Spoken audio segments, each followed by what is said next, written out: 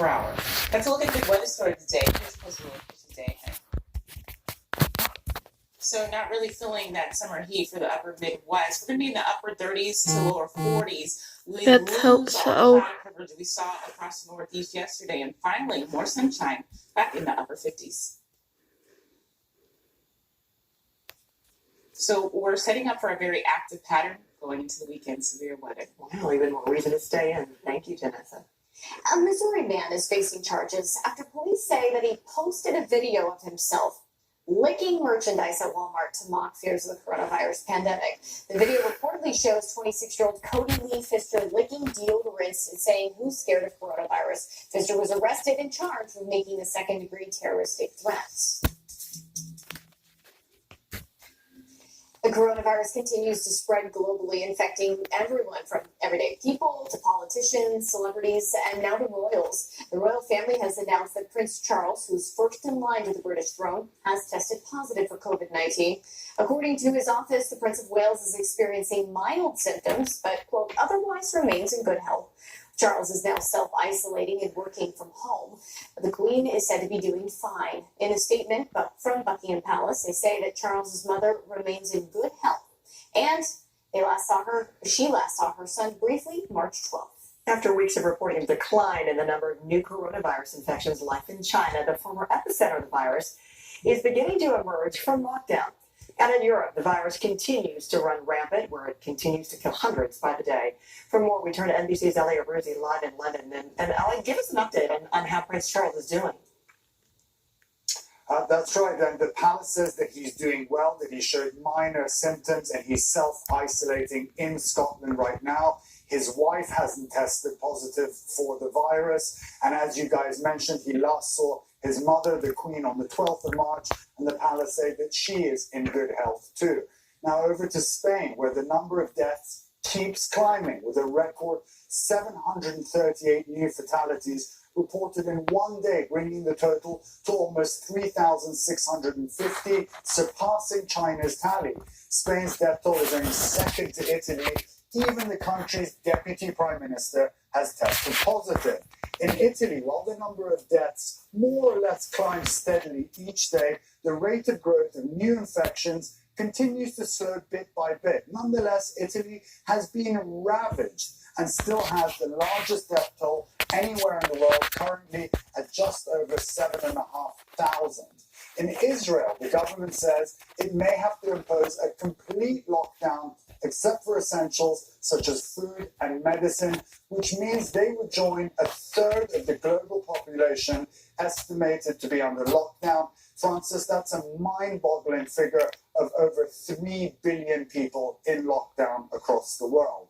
But in Hubei, China's epicenter of the coronavirus outbreaks, curbs are being lifted, very strict curbs that were in place there since the outbreak, that's allowing people to leave Hubei and families to reunite with one another.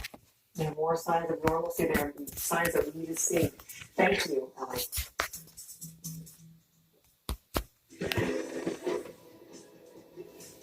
In today's Quick Hits, music legend Elton John is hosting a live benefit concert this Sunday on Fox to raise money for groups fighting to stop the coronavirus pandemic. It'll feature performances from artists like Alicia Keys, Billie Eilish, and many more. A runner in France wasn't going to let the coronavirus lockdown stop him from going the distance. He ran the length of a full marathon on his 23-foot-long balcony. That is over 26 miles. He did it in 6 hours and 48 minutes. So impressive. Dedication, too.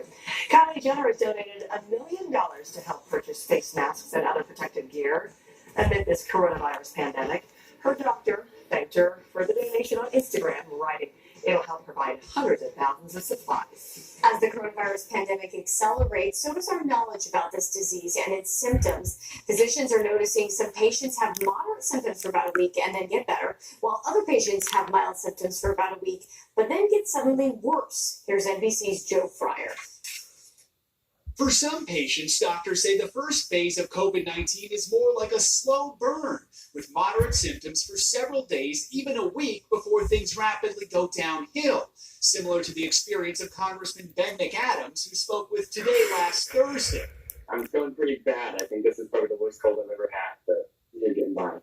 Over the first 6 days of McAdams' illness, his symptoms included a cough, fever, and shortness of breath. My lungs were really constricted. I felt like I had a belt around my chest.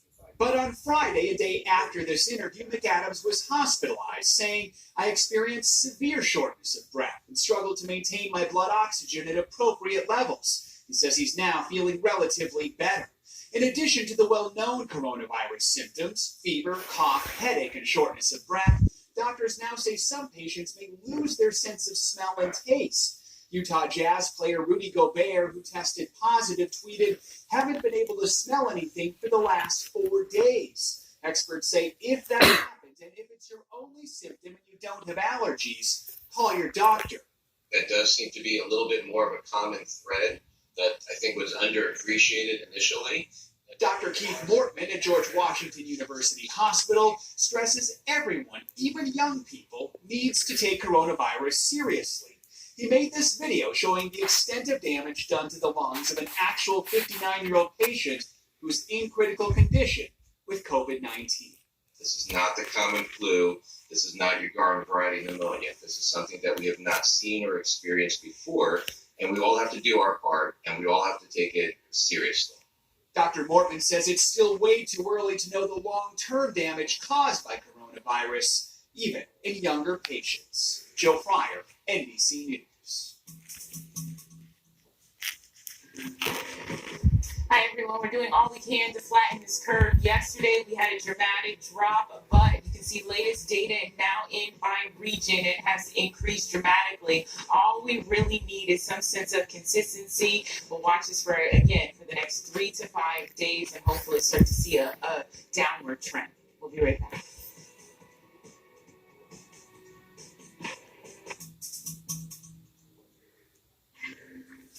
A growing number of hospitals are imposing strict measures on who they are letting in, and it's causing anxiety for pregnant women. Here's NBC's Katie Beck. At 8 months pregnant, Carly Bertolino lives in constant fear of contracting COVID-19.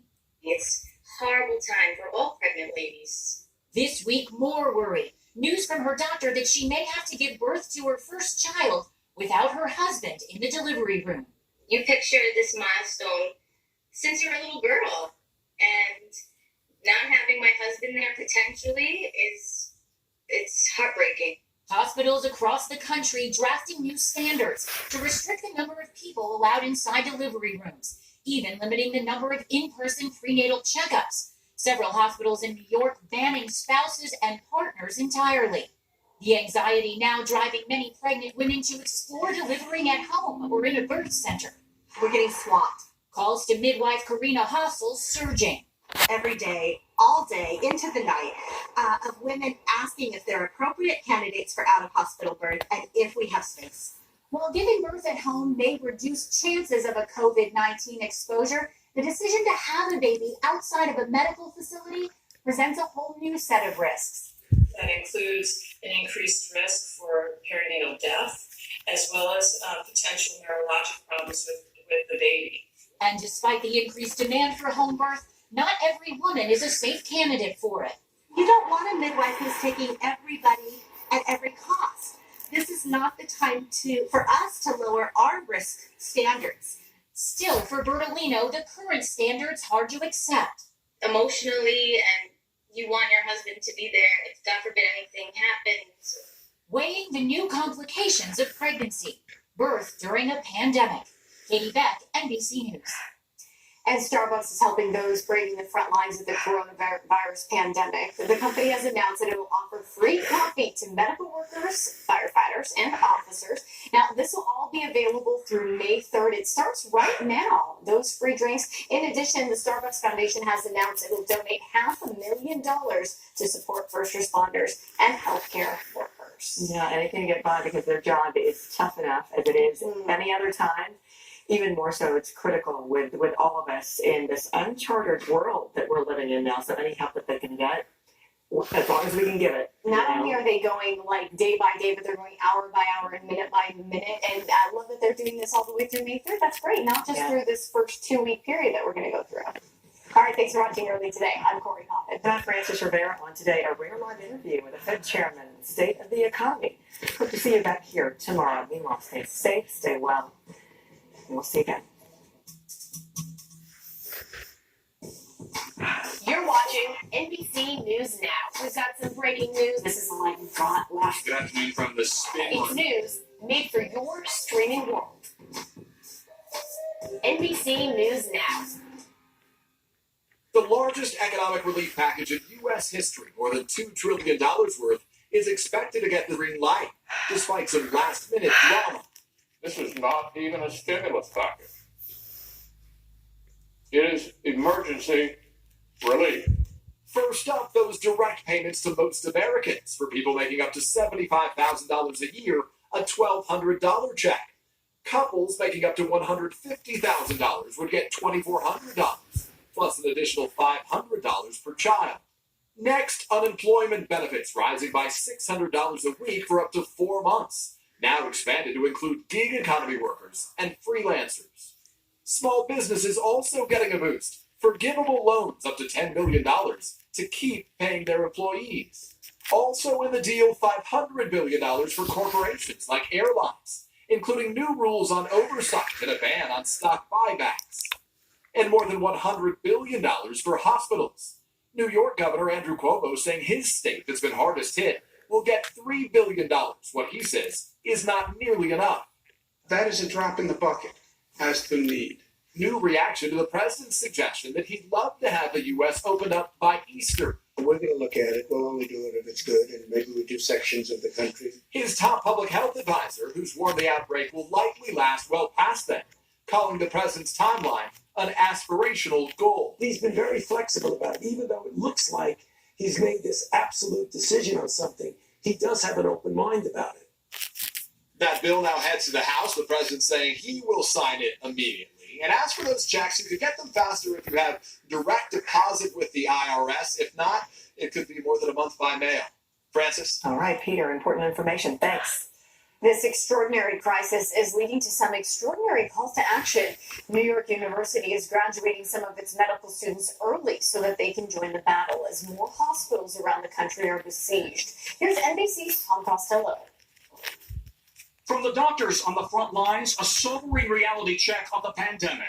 Desperate for supplies, New Jersey doctor Alexander Salerno has set up triage tents to handle 300 patients a day and spent $17,000 buying supplies on the black market at an 800% markup. They open up the warehouse and you see pallets upon pallets of equipment, gowns, N95 masks, Purell hand sanitizers, Clorox wipes. It's insane.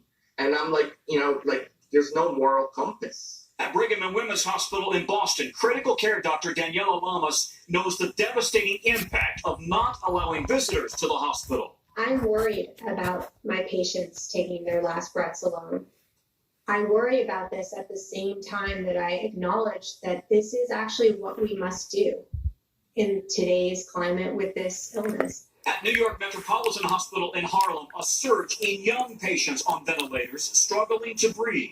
At the present time, we have an adequate number, but the patients that are requiring the ventilator are increasing with each day, and I will need more mechanical ventilators. New York Governor Cuomo again reiterating his hospitals are in immediate need of ventilators, urging other states to share theirs, and promising to reciprocate as the virus rolls across the country. We're asking for their help and their consideration, and we will repay it with dividends. Other cities are already feeling the heat. Hospitals in Atlanta and Detroit say they're full. Illinois' governor warns in a worst-case scenario, he'll need another 9,000 ICU beds and 5,000 ventilators by April 6th, double what he has now. NBC's Morgan Chesky is in Miami. Doctors here in Florida say the low number of confirmed cases does not reflect reality, and that's why this field hospital is being built to accommodate an expected surge of COVID-19 patients. Meanwhile, at Unshattered, an addiction recovery nonprofit in upstate New York, they're working round the clock, making masks for local medical workers. We anticipate being able to make about 1,500 masks per week, but we know that we cannot meet the shortage. One more note, the nation's VA hospitals also say they're seeing more older COVID-19 patients, but they insist they're ready with masks and ventilators. Corey? All right, Tom, thank you. As the healthcare system is pushed to its limit, one top hospital has now been forced to dip into its secret stockpile. NBC's Stephanie Gosk reports. Boston's Mass General was planning for all scenarios, hoping it wouldn't be this one. Coronavirus cases doubling roughly every 2 to 3 days. I would say this is following our worst case scenario in terms of pace, in terms of how fast this is evolving. How much transmission has been out there that we're not aware of? Just 3 weeks ago, they gave us an inside look at their pandemic plan, including a tour of the hospital's own emergency stockpile. This looks like a lot of stuff, but how long is this going to last? The goal was to give us about a 2-week buffer. 2 weeks. 2 weeks. That's not a lot of time. It's not a lot of time. And now the stark reality. Mass General has already tapped into their emergency supplies. Masks, sanitizer, and face shields. The federal government has yet to fill any of their requests. We're trying, of course, not to use it all right now. We think we are still several weeks away from the potential peak of the outbreak. The hospital has 150 critical care beds. They are scrambling to increase capacity by turning other units into ICUs. We can get up to about 300 or so with the extraordinary efforts we've taken. And then there are ventilators. We've identified more than 200 additional ventilators that we're looking to bring on board. But if they run out, the hospital has a last resort plan. We can actually take the tip of this and put it on a T-piece to connect it to 2 people if we had to. People can actually share this? They can share it in very rare circumstances. We do not do this normally.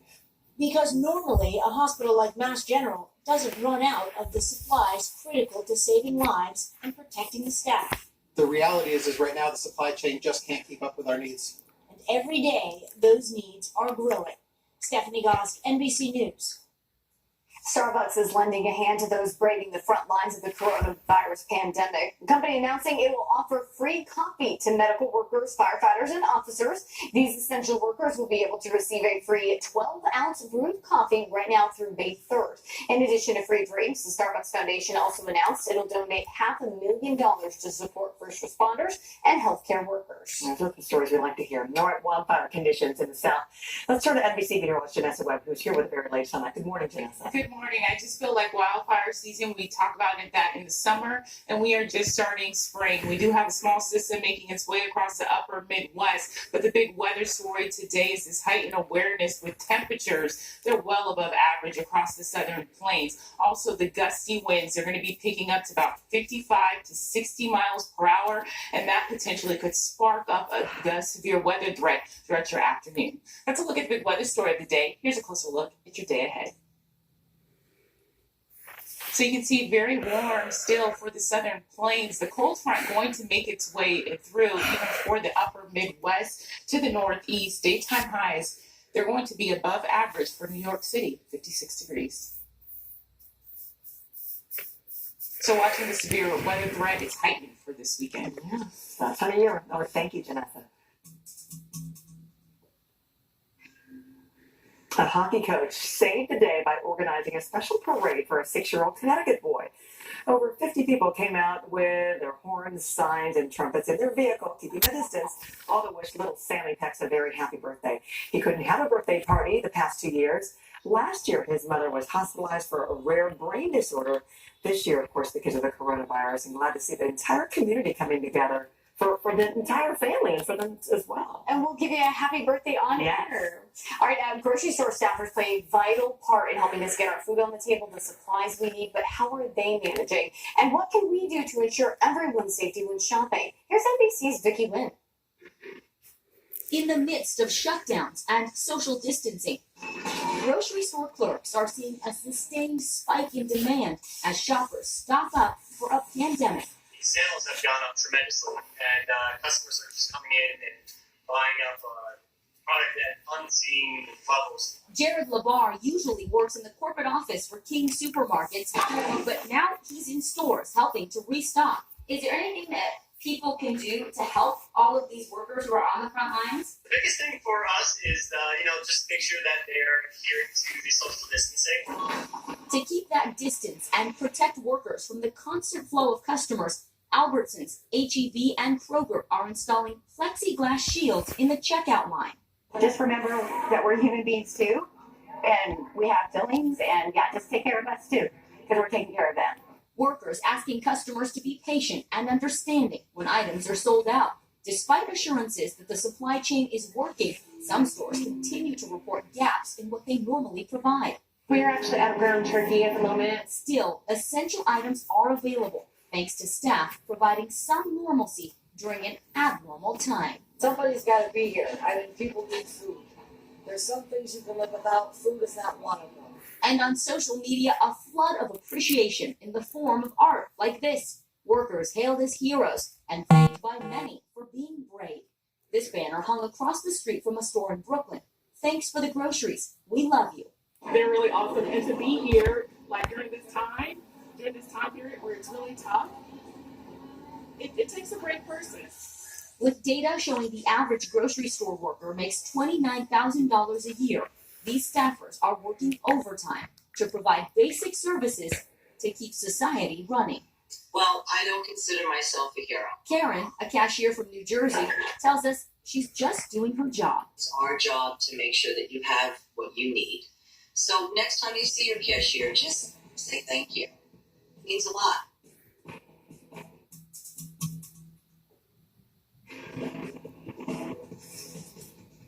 And don't forget, you can get the latest coronavirus news anytime on our live blog at NBCnews.com/coronavirus. After weeks of reporting a low number of new coronavirus infections, life in China, the former epicenter of the virus, is just starting to emerge from lockdown. And right now, the virus is running rampant in hard-hit Europe. Italy now has over 7,500 deaths, and Spain now has recorded its highest death toll, beating out China. This is a senior member of UK's royal family has been infected. For more, we turn to NBC's Ali Abruzzi live in London. And daily, you give us these briefings and updates, and they are always staggering. That's right, Francis. Well, there's shock in this country with the news that Prince Charles, the heir to the throne, has tested positive for COVID-19. A spokesperson for the prince said that he's displaying mild symptoms but remains in good health. His wife, the Duchess of Cornwall, has been tested, but she doesn't have the virus. They're now self-isolating in Balmoral in Scotland.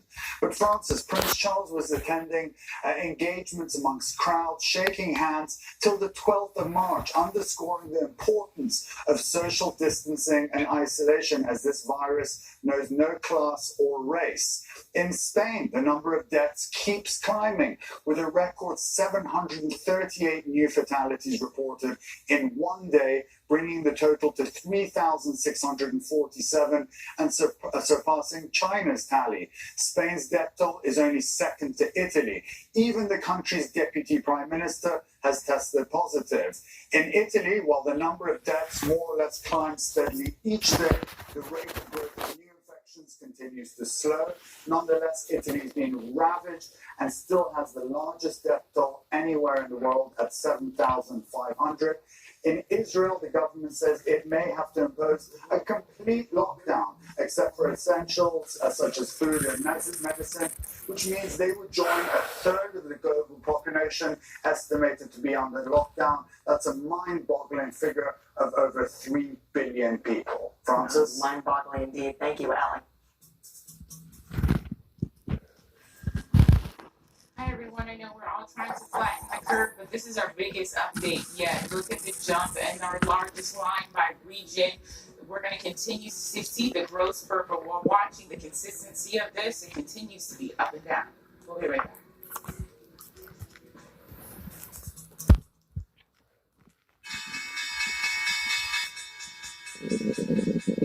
Wall Street cheering the Senate relief package to curb the pandemic's economic impact. For the first time since February, the Dow closed in green for 2 days in a row, climbing about 500 points. Tech investors still feeling bearish. The Nasdaq slipped back into the red. As the global pandemic literally separates generations, some kids are using social media to virtually reach out and bridge that divide. Here's NBC's Kristen Dahlgren. At a time when many are feeling helpless, some Long Island kids are doing all they can to help. Hi everyone, I hope you're doing well, and I will be singing Somewhere Over the Rainbow. Transporting local senior citizens on lockdown to a happier place.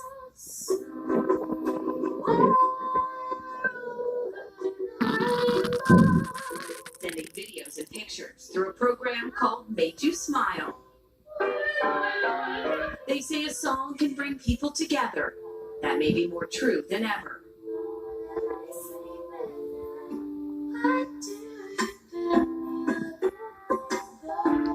I appreciate this. I have 17 grandchildren. You are my sunshine, my... For kids and seniors, a ray of light in even the darkest times. Stay healthy. Bye. Kristen Dahlgren, NBC News, New York. Loving all these acts, this talent and everything. So wonderful to uplift all their spirits. Well, Kevin Bacon is finding ways to keep busy during quarantine.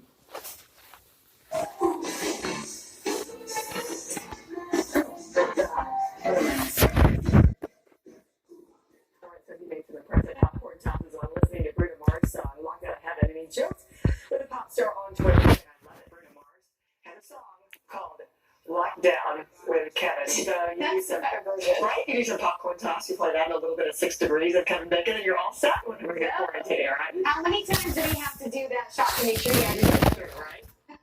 Well, the NHL season is suspended due to the coronavirus outbreak, but the league's most popular mascot is keeping busy. Check out Philadelphia Flyers mascot Gritty, cheering on Gritty. As you see here, he's pretty much pumped up to watch pre-recorded programming of himself whipping through the air and diving towards the rink during the Stadium Series game last season. Love it. This is very meta.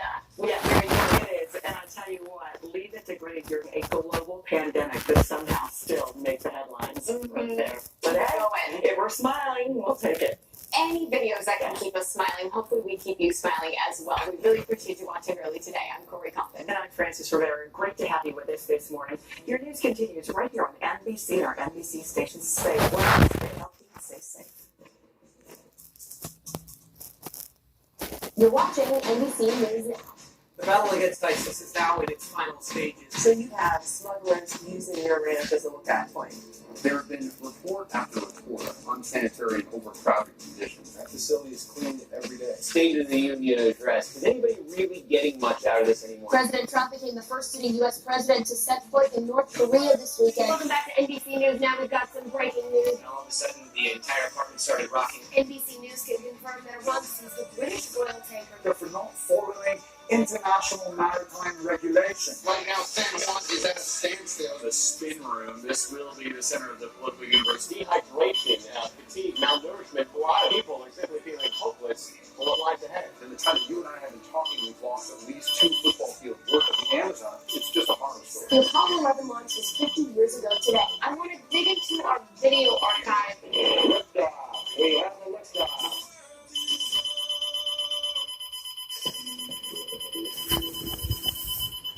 Breaking overnight, in a 96-0 vote, the Senate passes a $2 trillion coronavirus aid package that includes direct cash payments to Americans. We've got the breakdown. The death toll in the United States is growing. In New York, makeshift morgues are being built as positive cases across the country are fast approaching 70,000, and hospitals are pushed beyond their breaking points. And we'll tell you about the new treatment that could save patients in critical condition. A busy Thursday ahead. Early today starts right now. Glad you're with us this morning. I'm Francis Rivera. And I'm Corey Coffin. Now, American fatalities have passed 1,000 mark overnight. The Senate also approved a $2 trillion economic package. In New York, doctors are calling the situation apocalyptic, with the Big Apple facing the type of harrowing surges that plagued Wuhan, China. Here's what's happening at this hour. Our country has now surpassed 68,000 cases, with fatalities hitting a new high as the American death toll has now moved past the 1,000 mark. New York has the highest number of cases with just over 33,000. Mayor Bill de Blasio warned over 4 million New Yorkers, that is half the population, will get the virus. Rows of white tents are being set up just outside Bellevue Hospital in Manhattan as the city sets up makeshift morgues with the death toll rising. Officials are being told that morgues in the city are expected to reach capacity next week. As hospitals deal with an influx of patients and dwindling medical supplies, they are now faced with a harsh new reality: whether they need to adopt policies for not resuscitating patients who test positive for COVID-19. Hospitals across the U.S. are grappling with this because it could expose doctors and nurses to the deadly virus. Starbucks is also helping those on the front lines of the pandemic. The company will be offering free coffee to customers who identify as frontline responders. That includes anybody in the medical fields as well as firefighters and police officers. You will be able to receive a 12-ounce cup of coffee now through May 3rd. After helping out California, Tesla CEO Elon Musk now has his eyes set on the Big Apple. Musk will open the company's factory in Buffalo, quote, as soon as humanly possible. That factory will produce ventilators that are in short supply in the state. With the lights temporarily out on Broadway, this year's Tony Awards have been postponed. Broadway's biggest night was set to take place on June 7th, but will be rescheduled, and a date has yet to be announced. Meanwhile, rapper Meek Mill is advocating for prisoners who could be at risk for coronavirus. His criminal justice organization launched the Safer Plan. The policy suggests governors offer more medical treatment and protective gear for inmates and staff. Relief is nearly on the way for millions of American workers sidelined by the pandemic. Late last night, the Senate unanimously passed a $2 trillion stimulus package to keep the economy afloat. It now heads to the House for a full vote tomorrow, where it's expected to sail straight to the president's desk for his signature. This is a proud moment for the United States Senate and for the country, and we're going to win this battle in the very near future. People came together to help the American people. And that's a great sign. It shows you that this Senate can function when the need is so real and so pressing. So here's the breakdown. The deal means that Americans making up to $75,000 a year will get a $1,200 check plus an additional $500 per child. That money will come faster for people who have direct deposit with IRS. The bill also includes expanded jobless benefits, $100 billion for hospitals, $150 billion for state and local governments, $350 billion for small businesses, and $500 billion for corporations. Cases of the coronavirus continue to explode here in the United States and abroad. The state of New York is now the American epicenter of the pandemic, with more than 32,000 cases and over 300 deaths. But as cases rise throughout the country, patients' hospitals are being pushed to the brink while working with limited supplies. Yet officials say the worst days are still to come. Here's NBC's Miguel Almaguer. As our country faces a national emergency and scenes like these unfold in communities big and small, New York State says it's the canary in the coal mine. Once bustling city streets have become eerily quiet, while lines outside hospitals stretch around the block. Makeshift morgues are being prepared. The governor says in 3 weeks, coronavirus cases will hit their high point. We still have the trajectory going up, 80% still self-resolved. About 15% of the people who test positive require hospitalization. While the explosion of new cases in New York are slowing, the city's high density and residents leaving town could exacerbate the spread. Police are warning residents to avoid crowds. Some city streets will be closed to traffic so pedestrians can spread out. Across the country in California, where half as many tests have been taken than New York, the death toll and those infected could easily become the highest in the nation. We are anywhere from about 6 to 12 days behind what we are seeing in New York City. Even in our country's most remote state, Hawaii, there is trouble in paradise as new cases skyrocket. More than half the nation has orders for residents to stay home, but some governors, like Florida's, will not issue a state mandate. To order someone not to be able to earn a paycheck, that is something that I think is inappropriate. But the World Health Organization says staying at home is vital. Lockdowns slow down a virus like this. You have got to find those transmission chains, cut them to actually stop it. In Louisiana, where the virus is spreading faster than anywhere else in the world, hospitals describe their fight against the illness as a war zone. Our Blaine Alexander is in New Orleans. Bourbon Street is practically a ghost town, but exactly 1 month ago, more than 1 million people packed here for Mardi Gras, and experts say that is a big reason the numbers here are growing faster than almost anywhere in the world. The crisis around the globe is grim. While Italy has the highest death toll, over 6,800, Spain has now surpassed China, 700 dead, and word that 71-year-old Prince Charles tested positive for the virus, but has not been hospitalized. We thought she just maybe had the flu or had a bad cough. In St. Louis, all 5 members of the Winehouse family contracted the virus. Mom Jane needed a ventilator to keep her alive. No health issues in her past, no pre-existing conditions whatsoever.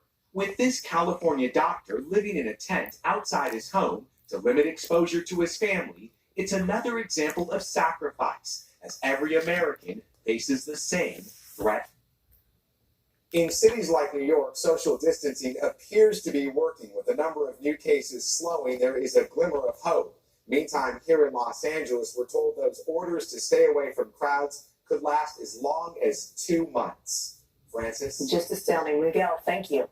The new stimulus package the Senate has just passed includes hundreds of billions of dollars for small businesses, but will it be enough? On Wednesday, California Governor Gavin Newsom said that his state has seen 1 million unemployment claims in just the past 2 weeks. NBC's Gabe Gutierrez has more.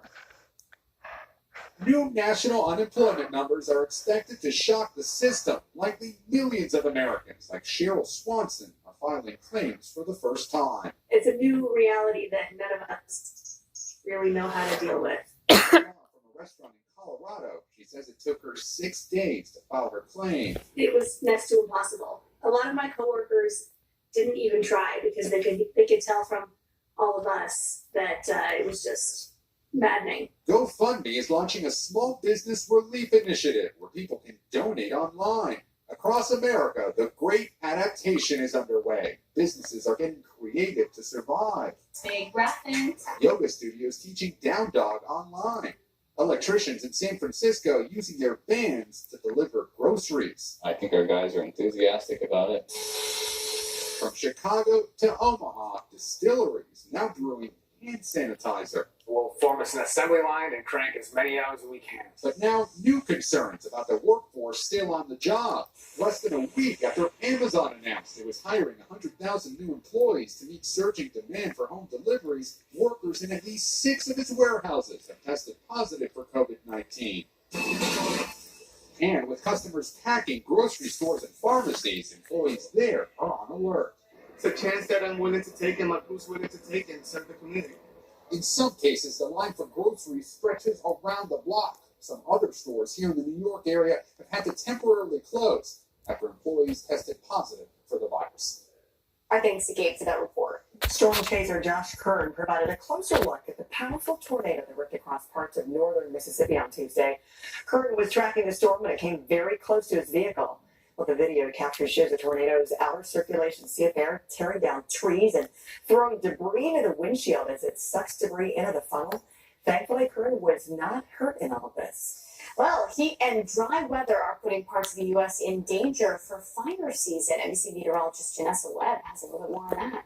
Good morning. And the circulation of that tornado, I mean, it hit the ground. So we are very lucky that situation wasn't a lot worse. Now, we are talking about the fire danger for the Southern Plains, and we should be talking about that in summer months and pretty early right now. It's critical this afternoon as temperatures soar to the 90s. Also, gusts that are going to be picking up for New Mexico all the way into central Texas, 55 to 60 miles per hour. That's a look at the weather story of the day. Here's a closer look at your day ahead. So still the upper Midwest, you're sitting at average. The cloud coverage will be in place. We do have a small system that's making its way across the Great Lakes. I think it will start to die out. So New York City pretty dry this afternoon in the lower 60s. So this is very soon. I think this could be, heightened awareness across the Southern Plains. So watching that closely. Well, you think that spring showers would help out, not in this case. Thank you. In today's Quick Hits, music legend Elton John is hosting a live benefit concert this Sunday on Fox to raise money for groups fighting to stop the coronavirus pandemic. It'll feature performances from artists like Alicia Keys, Billie Eilish, and many more. A runner in France wasn't going to let the coronavirus lockdown stop him from going the distance. He ran the length of a full marathon in his 23-foot-long balcony. Did it in just 6 hours and 48 minutes. Kylie Jenner has donated $1 million to help purchase face masks and other protective gear amid this pandemic. Her doctor thanked her for the donation. The FDA is now allowing a treatment that uses the blood of people who've recovered from coronavirus to help others. NBC News medical correspondent Dr. John Torres explains how it works. It's called convalescent plasma, and it's been used in past pandemics. The idea is when a patient recovers from coronavirus, their blood has antibodies that can be used on a patient that's currently infected. This is not FDA approved, but they are allowing doctors to use it on a case-by-case basis, but only for the sickest patients. It's not a cure, but it's a therapy that can be used in the interim while we wait for medicines to be approved in the next 3 to 4 months, and a vaccine, hopefully in a year. Mount Sinai Hospital here in New York is telling me they plan to start using this treatment in the next few weeks. Oh, hopefully they see a difference. Thanks to Dr. John Torres for that. An international feud is brewing as the Trump administration pushes the United Nations to highlight the Chinese origins of the coronavirus. 4 diplomats told NBC News exclusively the move has triggered a stalemate as the UN tries to formulate its response to the pandemic. Talks for a joint declaration have stalled over the administration's insistence that it explicitly state the virus originated in Wuhan. Well, the move has reportedly enraged China's diplomats. You can read more about this exclusive on NBCnews.com. After months under lockdown, China's Hubei province, the former epicenter, the birthplace of the coronavirus, is beginning to lift travel restrictions. The move comes after the country has reported a dramatic drop in local infections and deaths. NBC's Janice Mackey-Frayer has the latest. Officials in China are not declaring victory quite yet, but they are offering a timetable to relax some of the restrictions that have been in place for over 2 months now. Hubei province reopened its borders, and in the city of Wuhan, which we know was the hardest hit here, some checkpoints are being removed. There's some more freedom of movement. Factories are coming back online. And on April the 8th, people will be able to travel in and out of Wuhan. And that's something they haven't been able to do since the city was locked down on January 23rd. There are still concerns about the virus spreading here, though, mainly from imported cases. These are people coming from other countries that are now at a higher risk of transmitting the disease. As well, there is thought to be thousands of asymptomatic patients here. It isn't clear because people who tested positive for the virus but are showing no symptoms have not been included in official statistics. The concern, of course, is that the relaxation of these restrictions could open new transmission routes for the virus, kicking off another wave of infections. Janice Mackey-Frayer, NBC News, Beijing.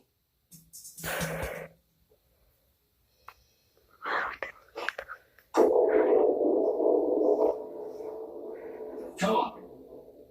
Oh, it veered off. Oh, it broke at the end. It broke at the end. How much fun is that, right? With Jimmy Fallon. I've been watching Jimmy Fallon at home, and one of his daughters have become the biggest star, but I love how he interacts with these other big names and celebrities in their own homes, Yes, too. and to do some interesting things that, honestly, I'm really enjoying it more than the highly produced show. Right? See them in their element at home. It's fun. All right, today is a special day for the newest branch on the U.S. military. Space Force is scheduled to have its first launch.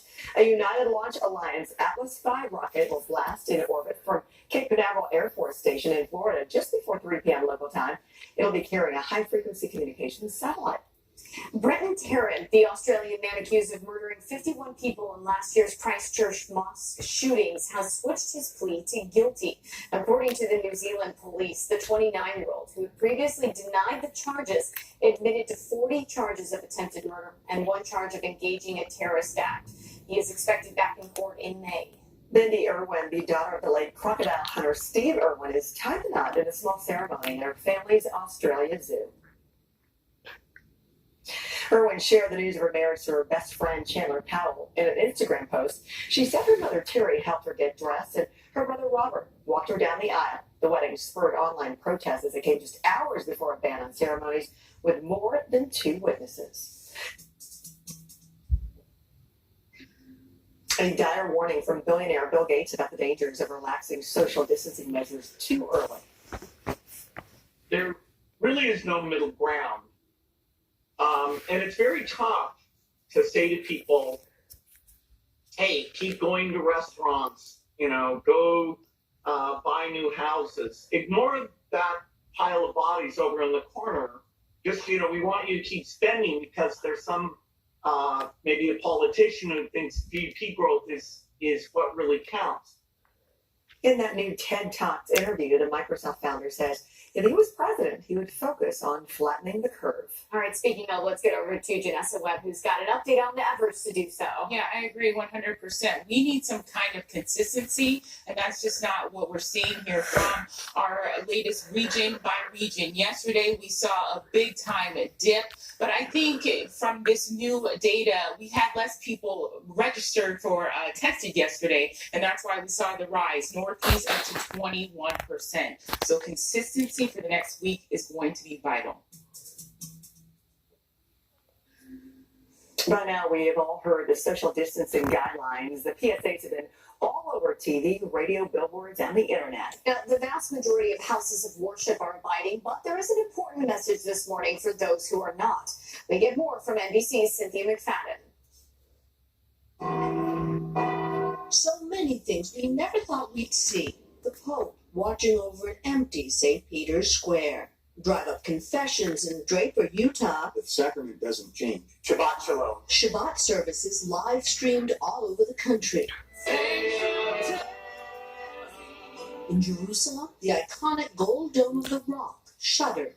But not all religious leaders are on the same page. In Louisiana, a pastor has continued services despite a state order banning gatherings over 50. We've heard reports from all over the country of some people of faith who say, listen, I don't have to socially isolate. I don't have to stay home. You know, God is going to protect me. What do you say to them? That's nuts. That's crazy. Let me just say that. That's dumb. It's unbiblical and doesn't make sense. Rick Warren, the pastor of the Saddleback Church with 30,000 Sunday congregants around the world, has never minced words. God gave you a brain, and He's not going to write in the sky. He gave you a brain, and He expects you to use the intelligence that you are given. Warren and his wife Kay started Saddleback 40 years ago. Thanks for meeting in small groups this week. They've moved their ministry online. Everything around me can be shaken, but God cannot be shaken. Does that mean God will protect and heal? I'm the heel and the devil's trying to give me the flu. As a Texas evangelical preaches? Put your hand on that television set. That's just not faith. That's presumption. God is not a genie. He doesn't serve me. I serve Him. A priest in Grand Rapids serving by populating the pews with photos of those worshiping at home. Looking at faces, it really took on a whole new meaning for me. It was really profound. Keeping the faith and passing it on. This is the time actually for churches to shine and to help the vulnerable. Cynthia McFadden, NBC News. I think the important message coming out of this, people finding unique ways to stay connected no matter what. Yeah, and I think when it comes to faith and to worship, it's very personal things. Mm-hmm. So however you feel closest. You can do that. Thanks for waking up with us. This is Early Today. I'm Francis Rivera along with Corey Coffin. We leave you with a British doctor singing about the importance of social distancing. Hopefully it will be okay, but we all have a part to play. I want to tell you that it is fine, but from my spot on the front line, there is a lot to do, and it is up to you. You're watching NBC News Now. We've got some breaking news. This is all I've got left. Good afternoon from this. It's news made for your streaming world. NBC News Now. Breaking overnight, the Senate passes a $2 trillion coronavirus stimulus package with a unanimous vote as the urgency grows for more medical personnel and life-saving equipment.